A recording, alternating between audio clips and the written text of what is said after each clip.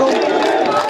আজকে মুরাদনগর উপজেলা জমিতে হত্যার কারণে বিএনপিদের দালালদের কালো হাত আমরা ভেঙে দিতে চলে এসেছি।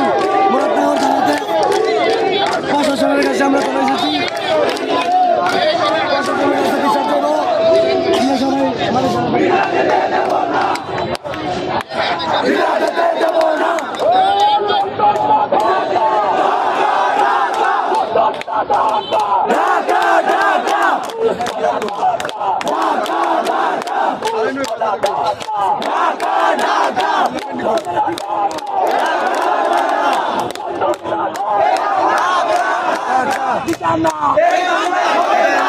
আমাদের ঠিকানা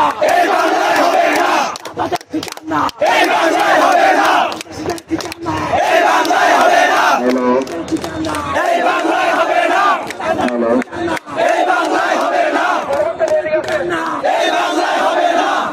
ঠিকানা